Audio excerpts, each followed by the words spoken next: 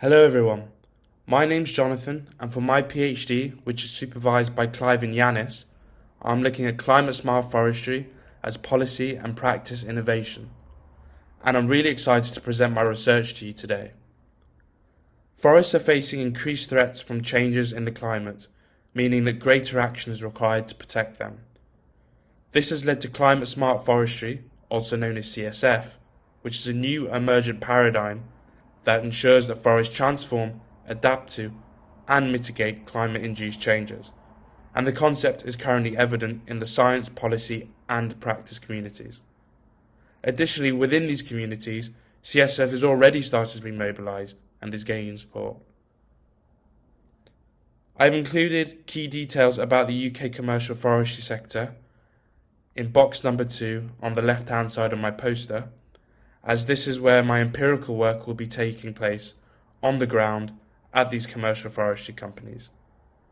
As you can see, the sector's gross value added total in 2021 was £2.09 billion and employed 32,000 individuals. There was also a 51% increase in timber production between 2000 and 2018. At commercial forestry businesses, efforts are being made to address climate change, although this means balancing two important business imperatives. Number 1, implementing climate change mitigation and adaptation measures, and number 2, maintaining revenue. Overall, the main aim of the research is to better understand the CSF concept and how it is applied in practice. Therefore, to achieve this aim, the research has several objectives. Number 1 is to understand where the CSF ideas come from within science and assess the significance of it as a policy idea. The second aim is to analyse how CSF is applied in practice in the commercial forestry sector and analyse the choices that managers decide. The final objective is to evaluate which policy and practice implications might arise from CSF. To address these objectives, a mixed method approach will be taken. For instance, interviews, focus groups, and surveys will be conducted, and the data from this will be analysed thematically to produce themes and statistically to produce t-tests and correlations.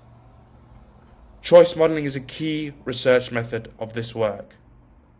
Surveys will be used to collect data, which will then be analysed using choice modelling, which will essentially measure preference and what drives decisions. This research is significant for several key reasons. There is a need to develop and critique the CSF concept. There is also a need to investigate how treescapes can better address climate change. Research into the commercial forestry sector is virtually untouched, and it is time that academic research looks into this sector, especially considering the great number of sustainability efforts made to tackle climate change at commercial forestry businesses.